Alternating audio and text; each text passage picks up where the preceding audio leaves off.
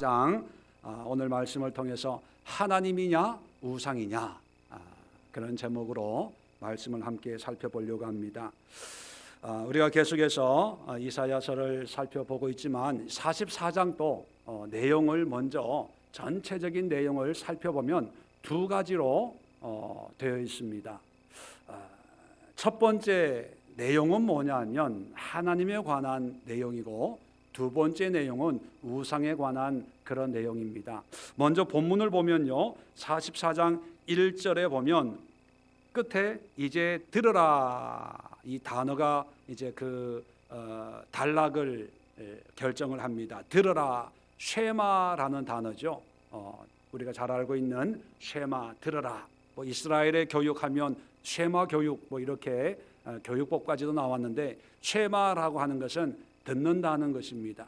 단순히 그냥 듣는다는 의미가 아니라 듣고 행하는 것을 의미하죠. 자, 그러면서 들으라 하면서 하나님에 관해서 1절로 8절까지를 얘기하고 있습니다. 자, 또 하나 21절을 보면 야곱아 이스라엘아 이 일을 기억하라, 기억하라. 원어를 보면 들으라는 말이 먼저 나오고 기억하라는 말이 동사가 먼저 나와요.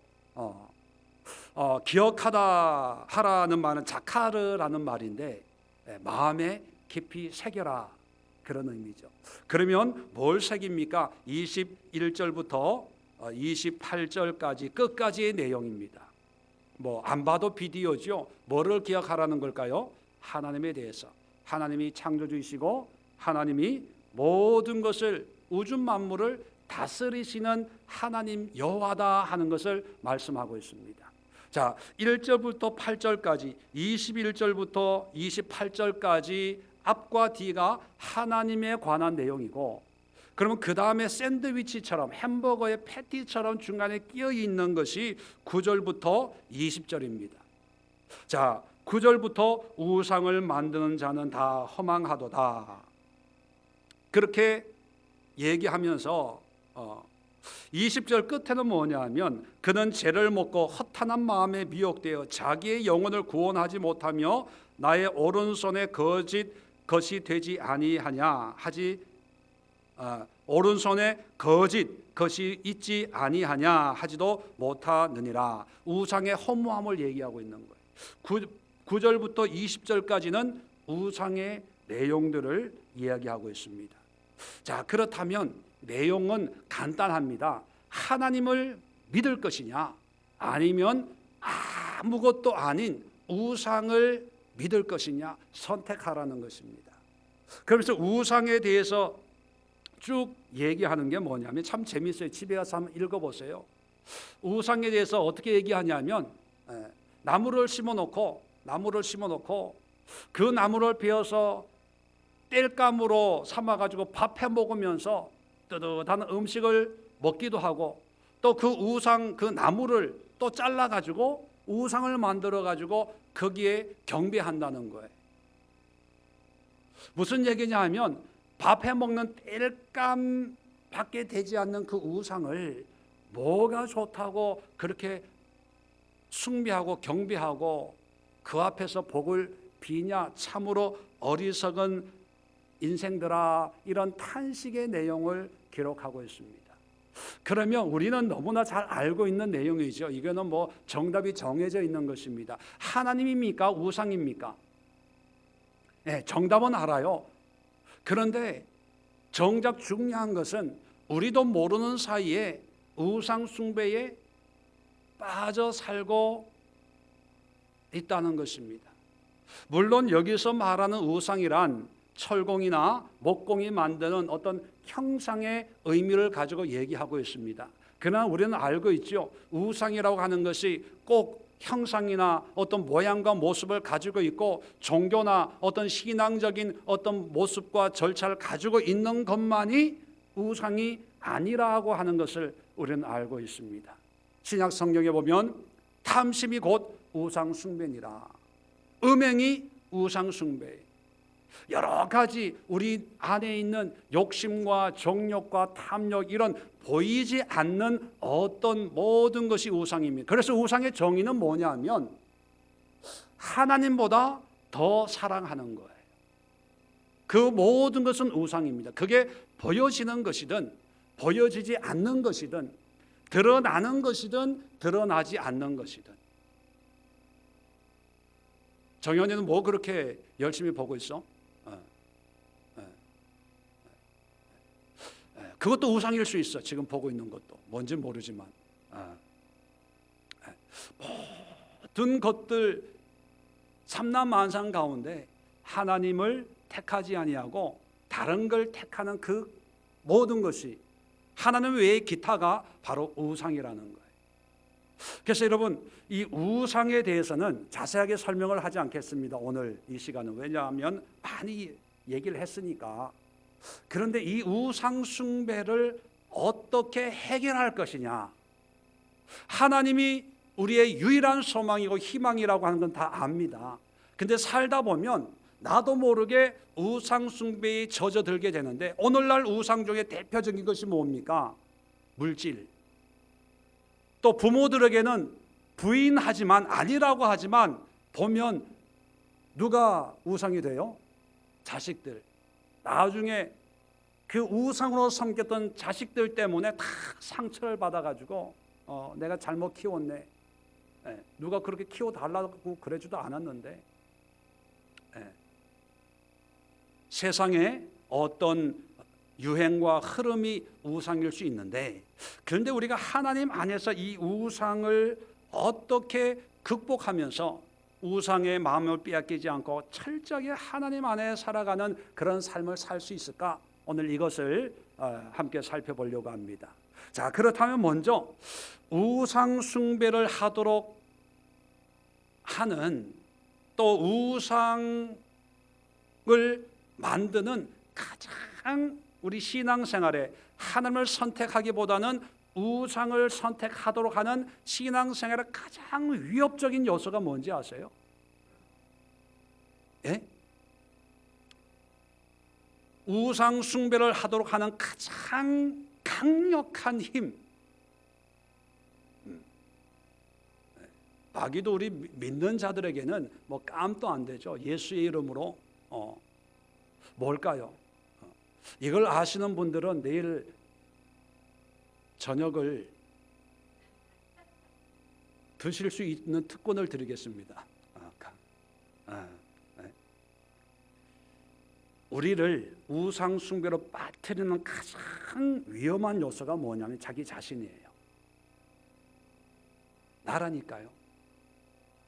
우상 숭배는 하나님 외에 다른 걸 더 사랑하잖아요. 그걸 우상이라고 그러지 않습니까? 사랑하는 주체가 누굽니까? 나예요. 그래서 드러나는 우상은 뭐 보여지는 형상으로 무당을 섬기고 점쟁이를 찾아가고, 불교나 뭐 이런 여러 가지 형상, 힌두교 마음에 뭐 여러 가지 그런 타종교도 있고, 또 물질도 있고, 자식도 있고, 남편도 있고, 아내도 있고, 세상 권세, 명예, 뭐 종류는 수만 가지예요. 근데 그건 드러나는 현상들이고, 그 드러나는 현상 뿌리에는 뭐냐면 내가 있는 거예요. 내가 좋아하는 거예요. 내가 원하는 거예요. 내가 기뻐하는 거예요. 내가 저렇게 되고 싶다는 거예요. 아담과 하와를 마귀가 미혹을 했습니다. 그런데 마귀가 미혹을 했지만 그 미혹의 접점에 있는 것이 뭐냐면 하와의 자신이 자신. 하나님처럼 될 수 있다라고 했을 때 나도 하나님처럼 될 수 있을까라고 했던 자기 자신이에요. 자기 자신. 자, 이것을 예수님이 마태복음 6장을 한번 찾아보도록 하겠습니다. 정말 중요한 우리 신앙에, 우리 신앙생활에 정말 많은 부분을 해결할 수 있는 그런 능력의 말씀이 여기에 있습니다. 자, 16장의 24절을 보시는데, 마태복음 16장 24절, 누구든지 나를 따라오려거든 자기를 부인하고 자기 십자가를 지고 나를 따를 것이니라. 자, 이 말을 하는 내용을 살펴보면 21절에 예수님이 제자들에게 내가 이제 죽을 것이다 라고 그렇게 얘기했더니만 22절에 베드로가 항변하면서 이렇게 얘기합니다. 주여 그리 마옵소서, 이 일은 결코 주께 미치지 아니합니다. 뭡니까? 예수는 그렇게 될 수가 없습니다. 우리가 예수님을 죽도록 내버려 두지 않을 겁니다. 걱정하지 마십시오. 우리가 지켜드릴게요. 이렇게 얘기했다는 거예요. 이 말 자체는 좋아요 안 좋아요? 참 좋죠. 예수님을 사랑하고 위하는 거예요. 그런데 예수님은 하나님의 일을 생각하지 않고 도리어 사람의 일을 생각하는도다. 사탄아 내 뒤로 물러가라. 그렇게 얘기하셨습니다. 그리고 나서 이 말씀을 하는 거예요. 예수님을 따르려면, 또 십자가를 지려면 뭐부터 해결해야 됩니까? 자기를 부인하라는 건 뭐예요? 자기의 문제를 내려놔야 돼요. 십자가를 지고 예수님을 따르고, 쉽게 얘기하면 믿음 생활을 한다는 얘기예요.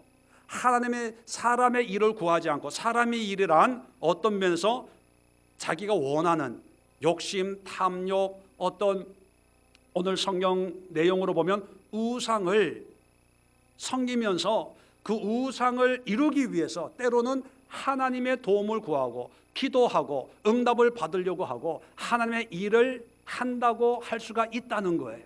그러니까 우리는 하나님의 일이냐 사람의 일이냐 헷갈릴 때가 있어요. 기도를 하는데 내 욕심을 위한 기도인지 아니면 하나님의 나라를 위한 기도인지 헷갈릴 때가 있어요. 교회 부흥을 위해서 기도하는데 이 부흥이 목사인 나의 욕심을 위한 기도인지 아니면 하나님의 나라의 확장을 위해서 많은 영혼을 구원하기 위한 기도인지 헷갈릴 때가 있습니다. 그죠? 자, 하나님의 일, 사람 일이 헷갈리는데 거기에 대해서 예수님의 분명한 정의를 내려주는 거예요.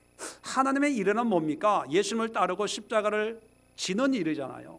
그런데 모든 것이 하나님의 이름으로 한다고 해서 모든 것이 하나님의 일이 아니라, 하나님의 일이란 뭘 해야 된다고요? 자기를 부인하는 거예요. 이 의미를 좀 더 살펴보면 고린도전서 10장에 이 우상 숭배에 대해서 아주 자세하게 말씀을 하고 있습니다. 나를 부인한다는 것이 어떤 의미인가? 자, 고린도전서 10장에 자, 1절부터 이제 쭉 설명을 하고 있는데 6절입니다. 이제 이스라엘 백성들이 출애굽을 하고 홍해를 건너서 광야 생활을 쭉 한 것을 얘기하면서 6절에 이런 일은 우리의 본보기가 되어 우리로 하여금 그들이 악을 즐겨한 것 같이 즐겨하는 자가 되지 않게 하려 함이니라.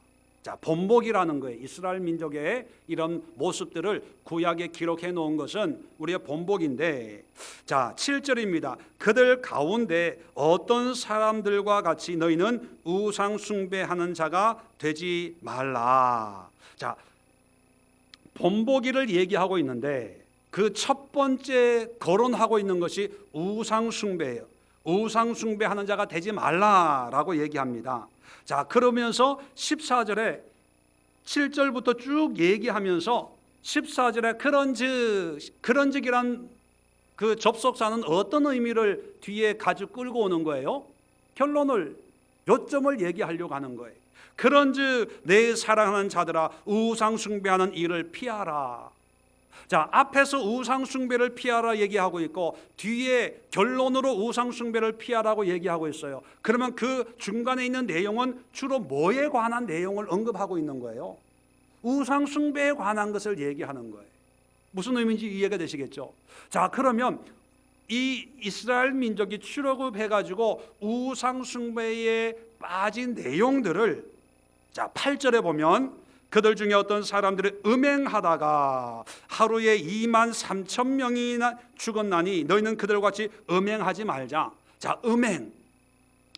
민수기 25장에 보면 모압 여인과 이제 음행하는 내용이 나와서 하나님이 심판하는 그런 내용이 나옵니다. 자, 음행, 바람 피우는 거예요. 오늘날로 보면 간음하는 거죠. 이것을 우상 숭배라고 얘기하는 사람이 없어요. 도덕적으로 윤리적인 문제라고 하지, 이건 우상 숭배라고 얘기하지 않습니다. 그런데 음행을 우상 숭배의 반열에 올린 이유가 뭡니까? 남자 여자가 바람 피우는 그 자체를 얘기하는 게 아니라 저 여자 저 남자하고 하룻밤 잤으면 좋겠다라고 하는 그런 욕구가 누구에게 생긴 거예요? 나한테 생긴 거예요. 그런데 그 욕구는 누구도 가질 수 있는 인간의 어떤 감정일 수 있습니다. 자, 그런데 문제는 뭐냐면 예수님을 따르기 위해서는 뭘 해야 된다? 자기를 부인해야 되는 거예요. 이 욕구를 눌러야 되는 거예요. 그런데 누르지 못할 때 음행이 되는 거예요. 그 음행이 하나님 보시기에는 우상숭배. 왜요? 하나님보다, 하나님의 말씀보다 내 자신을 더 생각했다는 거예요. 내 자신이 저 여자 저 남자 멋있다 이쁘다 어떻게 한번 해볼까? 라고 내 자신을 더 우선시했다는 거예요. 자, 그 다음에 또 볼까요? 9절에 보면 그들 가운데 어떤 사람들 주를 시험하다가 뱀에게 멸망하였다. 자, 시험했어요. 왜 시험했습니까? 출애굽기 민수기 보면 먹을 것이 없고 마실 물이 없고 전쟁이 있고 하니까 하나님을 원망하고 돌아가십시다.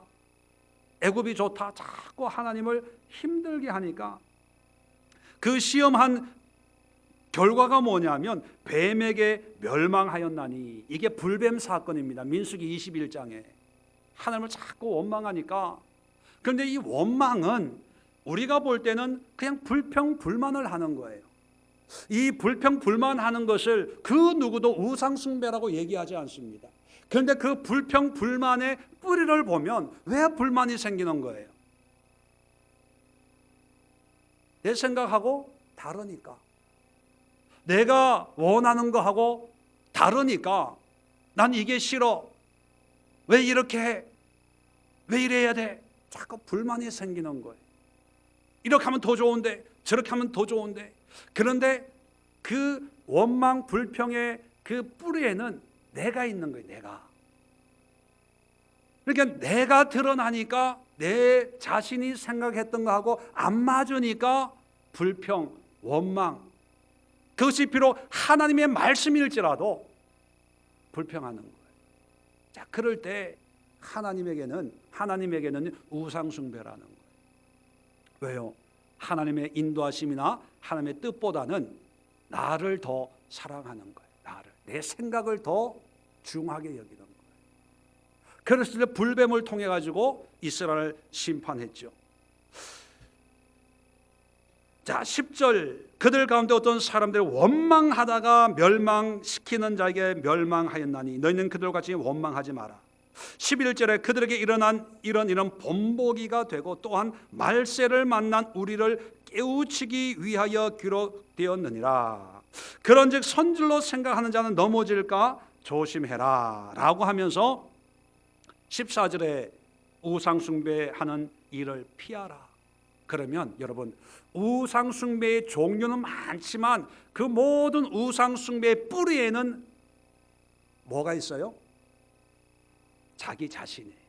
내가 있는 거예요. 내가. 이걸 깨달아야 돼.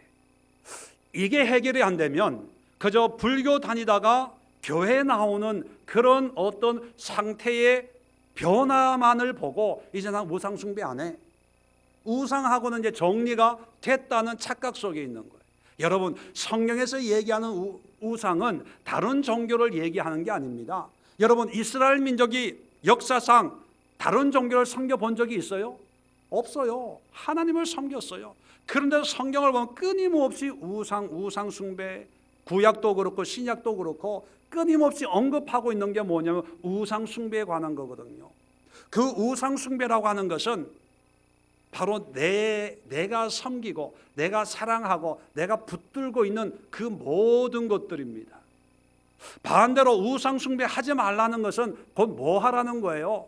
나를 부인하고 내 욕심, 내 생각을 부인하고 철저하게 하나님 중심으로, 하나님의 말씀으로 하나님이 전부가 되는 그런 삶을 살라 하는 것이 하나님의 의도고 목적입니다.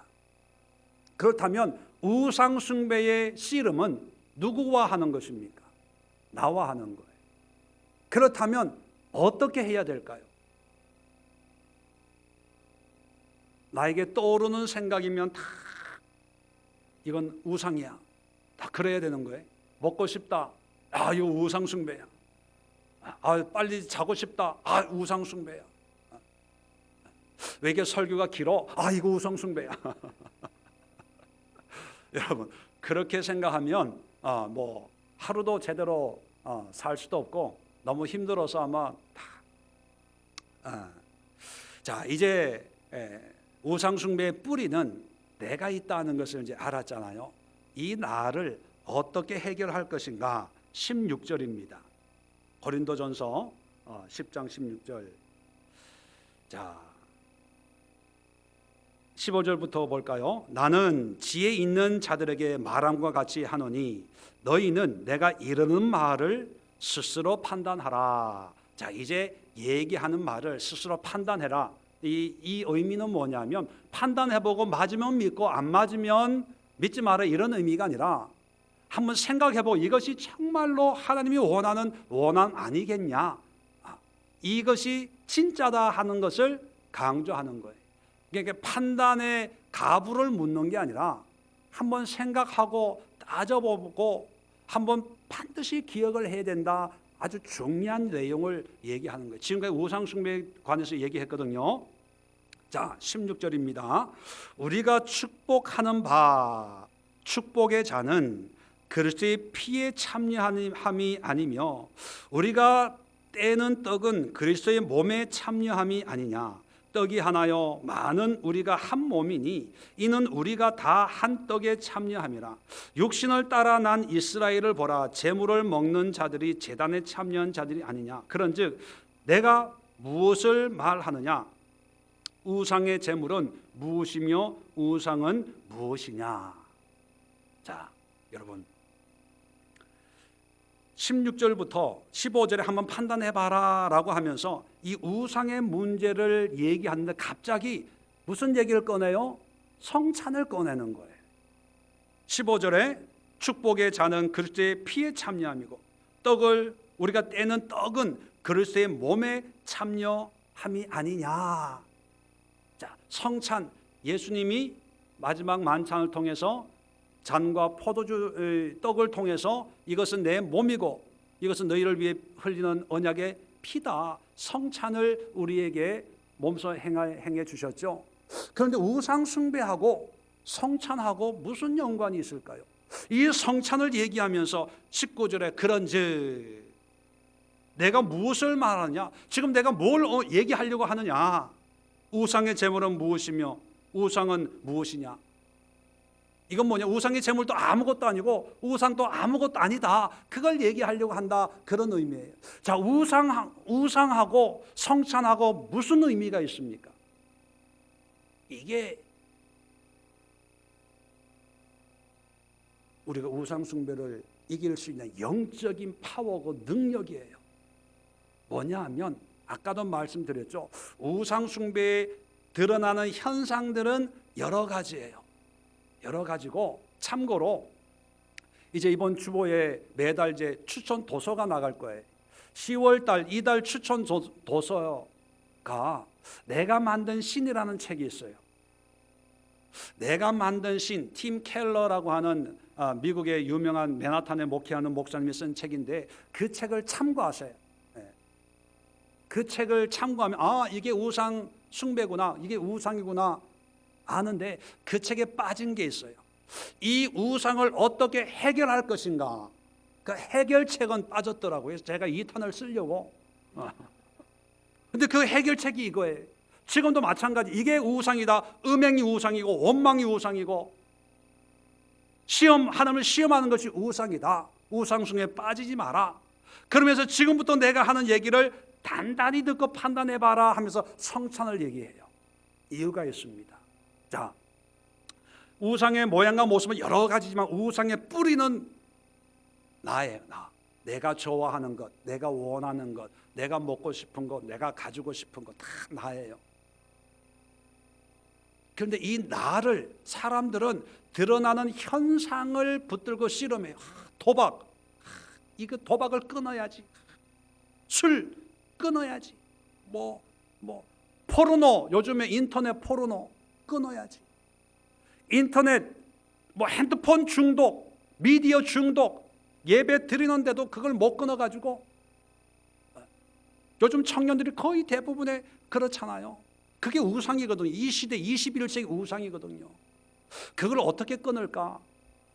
부모님이 잔소리하고 아버지가 잔소리하고 교회 와가지고 목사님이 잔소리한다고 그래도요, 그 시간만 끊지 돌아가면요, 교회 문만 열면 차 타면서 또 키는 게 그게 우상 중독이거든요. 자, 그런데 이 문제를요, 어떤 일어나는 현상 가지고 씨름하지 말고 그 속에 있는 내 자신하고 씨름을 해야 되는데, 내 자신하고 씨름할 수 있는 가장 큰 무기가 바로 성찬이에요. 성찬의 의미가 뭡니까? 예수님이 우리를 위해서 자기의 몸을 던지는 거잖아요. 희생 제물로 몸이 찢겨서 그게 떡이고 피가 흘러서 그것이 잔이 되어서 우리가 먹고 마시는 거 아닙니까? 자, 아까도 마태복음 16장에 말씀했지만 예수님의 십자가를 지고 주님을 따르려면 뭘 해야 됩니까? 자기를 부인해야 되는 거예요. 예수님이 이 땅에 오셔서 하나님의 사명을 감당하기 위해서는 어떻게 해야 됩니까? 십자가를 지기 위해서는 어떻게 해야 돼요? 자기를 부인하는 거예요. 자기를 부인한다는 것은 자기를 죽이는 거예요. 자기를 내려놓는 거예요. 자기를 희생 제물로 삼아서 하나님 앞에 드리는 거예요. 그것이 성찬의 의미입니다. 그것이 만찬의 의미예요.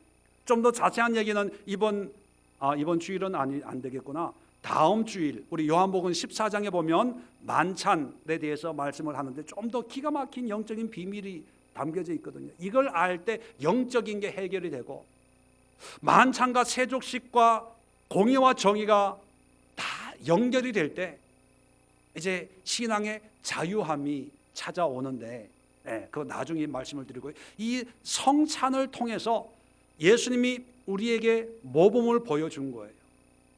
그렇다면 우리가 마귀가 주는 미혹과 우상 숭배와 싸울 수 있는 원리, 또 싸울 수 있는 말씀, 붙들 수 있는 말씀이 뭐냐면 바로 성찬의 의미를 우리의 신앙 속에 접목을 하면서 그렇게 영적인 싸움을 싸워 나가야 된다는 거예요. 나는 이제 우상숭배 안 할 거야.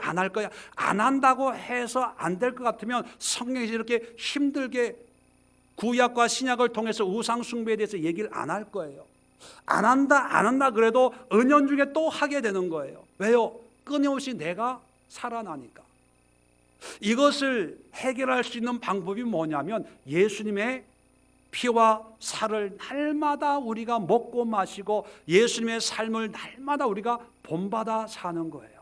그러면 예수님의 삶을 본받아 사는 삶의 구체적인 모습은 뭘까? 예수님의 삶을 빌립보 2장에는 이렇게 간단하게 우리에게 소개해 주고 있습니다. 2장 5절에 보니까 빌립보서 너희 안에 이 마음을 품으라 곧 그리스도 예수의 마음이니 그는 근본 하나님의 본체이시나 하나님과 동등됨을 취할 것을 여기지 아니하시고 오히려 자기를 비어 종의 형체를 가지사 사람들과 같이 되셨고 사람의 모양으로 나타나사 자기를 낮추시고 죽기까지 복종하셨으니 곧 십자가의 죽으심이라. 이것이 예수님이 이 땅에 사람의 몸으로 오셔서 우리에게 보여준 삶의 모습이에요. 자기를 낮추시고 비우시고 복종하시고 순종하시는 그런 삶, 그게 예수님의 삶이에요. 예수님이 이렇게 살았을 때 그 다음에 9절부터는요 하나님이 하시는 거예요.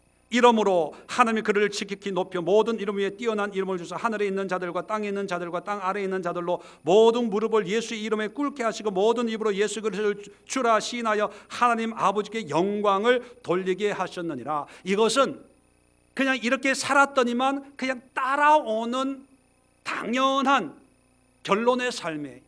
자, 9절부터 11절까지 보면 하나님이 그를 지키기 높여 뛰어난 이름을 주시고, 또 11절에 모든 입으로 예수를 주라시는 아버지께 영광을 돌리게 하셨느냐. 이제 우상숭배의 삶이 아니라 모든 것을 통해서 하나님을 드러내는 그런 삶을 살게 되었다는 것을 얘기하거든요. 다시 말하면 전반 부분은 예수님이 어떻게 사셨냐를 얘기하고, 후반 부분은 어떻게 마귀 권세와 우상으로부터 자유함을 받고 모든 것을 통해 하나님 앞에 영광 돌리는 그런 모습이 되었나, 이걸 우리에게 얘기해 주는 거예요. 그렇다면 우리가 도전받아야 될 것은 전반 부분이에요, 후반 부분이에요? 어떤 사람들은 전반 부분에만 아멘해요. 왜? 참 후반 부분에만 아멘해. 왜? 전반에는 다 낮추고 비우고 죽고 뭐 이런 거니까. 근데 후반 부분에는 높이고 뛰어나게 하고 모든 무릎에 꿇게 하고 영광을 돌리게 하고. 여러분, 후반 부분은요 전반만 이루어지면 자동으로 따라오는 거예요. 우상숭배 하려고 안 하려고 아둥바둥 안 해도 전반의 삶의 모습을 갖추면 후반 부분 저절로 하나님 앞에 영광이 되는 거예요. 우리의 욕심이나 우리의 탐욕이나 우리의 음욕이나 우리의 어떤 교만이나 이런 게 그냥 저절로 사라지고, 그러니까 후반부의 어떤 그런 삶의 모습을 목적을 해가지고 나도 이런 은혜를 받아야지 해가지고 악을 쓰고 기도하고 악을 쓰고 몸부림칠 필요가 없는 거예요. 정작 우리가 해야 될 것은 전반 부분, 예수님이 자기를 비우고 낮추고 죽기까지 복종하시고 십자가의 길을 걸어가신 그 삶이 바로 성찬의 의미예요. 자기의 몸을, 자기 자신을 위해서가 아니라 다른 사람들을 위해서 자기 몸을 버리는 것, 비우는 것, 자기 욕심. 예수님인들 그 고통을 당하고 싶어 했겠습니까? 겟세마네 동산에서 기도하시는 걸 보면 예수님도 참 인간인 동시에 참 하나님이셨기 때문에 그 인성의 그런 고통과 아픔과 처절함이 분명히 있었습니다. 그런데 자기를 비우는 거예요. 결론적으로 얘기하면, 자, 우상숭배를 이길 수 있는 비결은요, 예수님을 닮아서 나를 비우는 거예요. 자, 그래서 어떤 분이 이런 질문을 합니다. 목사님, 제가요 기도를 하는데 이 기도가 또 내 욕심, 내 안에 있는 우상을 섬기는 마음으로 기도하는 건지 아니면 하나님을 위해서 기도하는 건지 헷갈릴 때가 있어요. 그렇게 질문을 해왔어요. 자, 그래서 제가 이렇게 얘기해 줬습니다. 집사님, 이것이 이렇게 기도하면 우상숭배인지 하나님을 위한 건지 먼저 분별하고 나서 기도하려고 하면 기도가 안 됩니다. 생각이 먼저 있으니까 기도가 되겠어요?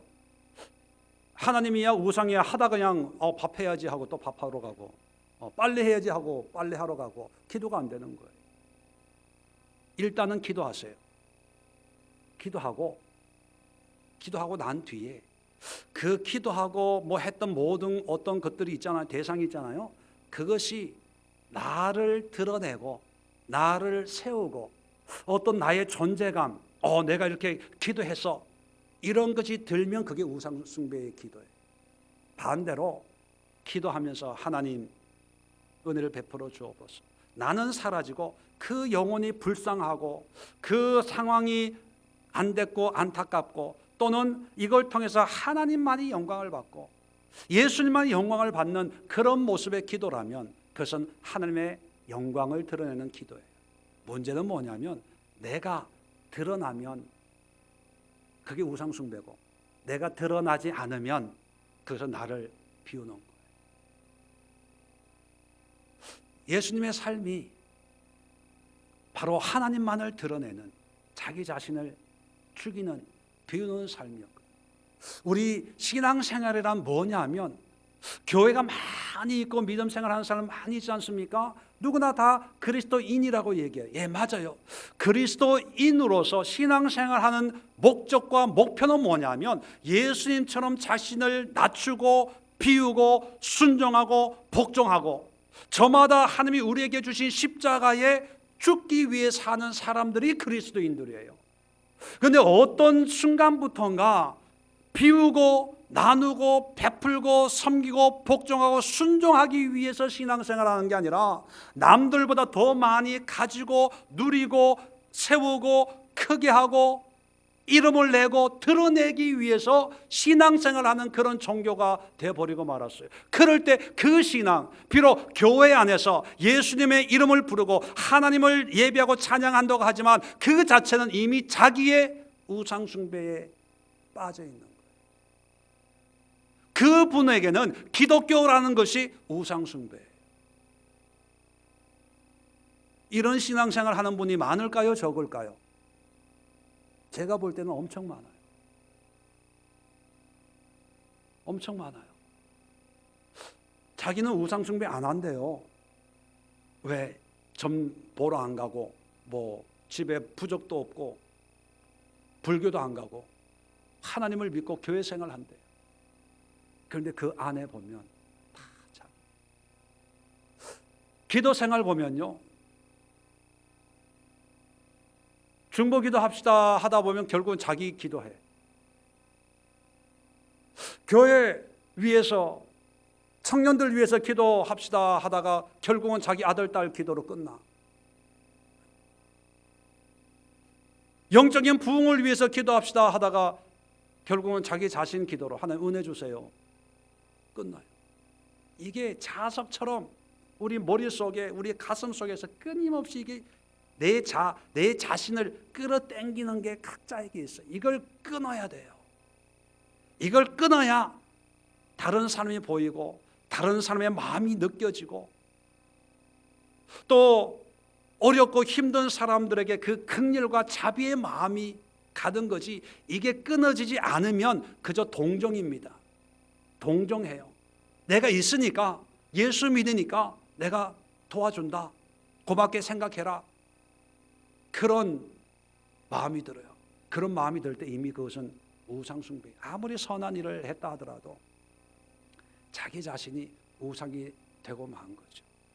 자, 그렇다면 오늘 이 시간 기도할 기도의 제목이 뭡니까? 우상에 대해서 기도하지 마시고 여러분 우리 자신을 위해서 기도하는 거예요. 우리 자신을 위해서 어떻게 기도합니까?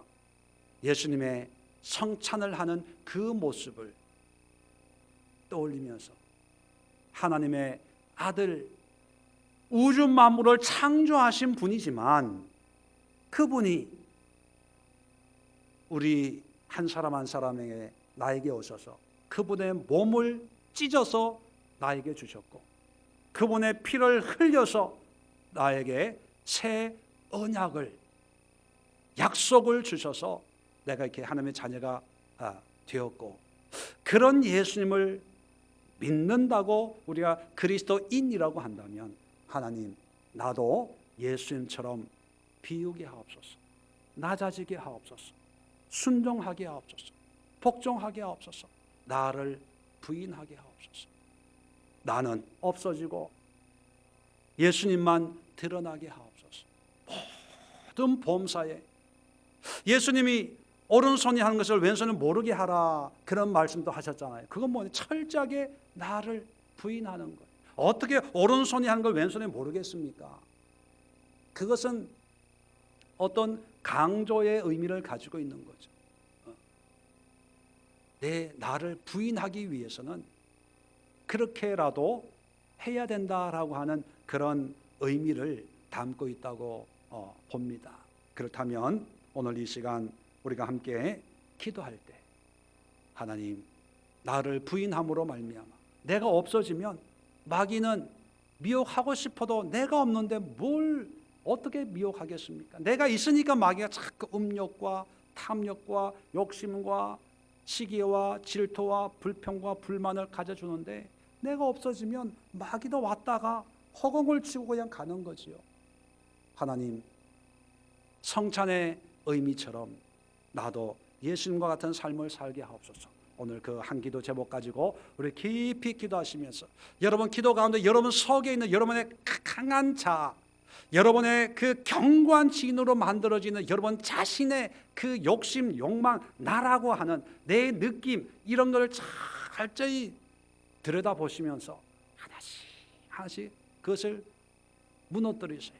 주님 앞에 내어드리세요. 그리고 예수님의 은혜로 바꾸세요. 채우세요. 하나씩 하나씩 채우고 바꾸고, 그럴 때 이제 우리에서 우상은 다 떠나가게 되고 성령의 전이 회복될 줄로 믿습니다. 기도합니다. 좋으신 하나님,